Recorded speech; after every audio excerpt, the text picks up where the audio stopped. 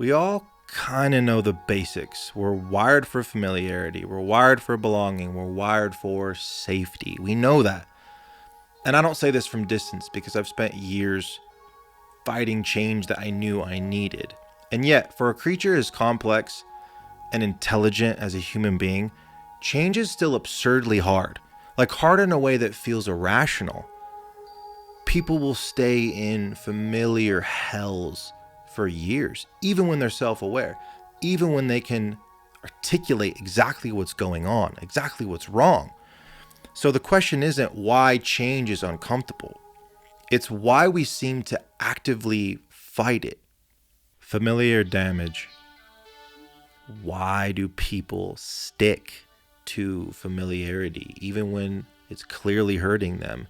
Even people who are introspective, sensitive, imaginative. Familiarity just gives you a map. It just gives you a sense of where you are. Even if that place isn't good, at least it's known.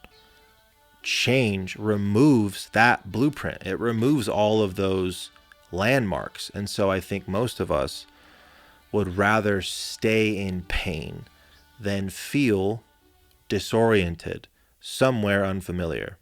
When the magic dies, we expect change to feel cinematic, like this black and white to color, this full saturation shift, this emotional sign that's like, this is right. And that almost just never happens. If you're someone who romanticizes the world, who attaches meaning to places and routines and versions of yourself, change is going to carry a lot of grief with it. Like something has to dissolve, even in some beautiful newness. Like there's going to be loss. And I think that's why change often feels dull or heavy or sad instead of exciting. Pressure or nothing. Most people don't just change because they want to. They change because pressure builds and pressure accumulates.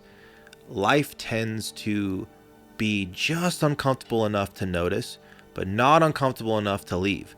So things stay the same until they don't. And there's a term for that. It's called the region beta paradox. But you've lived it long before you heard that term. Change tends to arrive through crisis and destruction and rupture. And that's why it often just feels so fucking violent. If you're noticing yourself bargaining with change, feeling the weight of it without really moving on it and just circling it, that's the loop I built the silencer for. It's not there to motivate you. It's not there to reframe your life. It's just going to interrupt that pattern long enough for something real to happen. It's below if you need it. I've always resisted this. I've always had a complicated relationship with change. This is quick, but when I was like 7 or 8 years old, my dad was away for like 2 weeks on a SWAT training mission. When he came back, he didn't have his regular beard. He had like a handlebar mustache. And I cried for like 2 days, like, "You're not my dad. You're not my dad." And I feel that kind of seed translated into my adult life, into certain things. Once I get comfortable with something, I tend to stay there. Like I'm minimal with gear, I'm minimal with technology. Once I learn the shape of something and it works, I don't want to disturb it. And I get sentimental and about all my familiar kind of broken things. And I am convinced it drives everyone in my life a little bit crazy. The old self makes one last offer. When change begins, when real growth begins, something subtle happens. An old version shows up quietly and it offers ease and it offers familiarity, and that person helped you survive, so they deserve respect. You don't need to kill them. You don't need to fix them. You just need to stop feeding them, and you just need to keep moving. What you lose when you heal. A lot of people hesitate around change because there are consequences. There are consequences to healing. I think we're afraid of becoming bland. We're afraid of becoming a shapeless plastic bag in the wind. But in my experience, Real change and real healing does not flatten you. For me, it feels like emotionally vivid. It feels like identity shifting. It feels spiritually disorienting. It feels relationally quiet. And I think that with that, it feels lonely, but it feels clean. Stay anyway.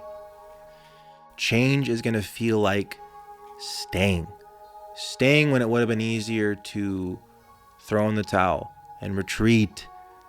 Staying long enough for all of that unfamiliarity to just soften. Change is not going to announce itself. It's not going to be this exciting flip that you imagine.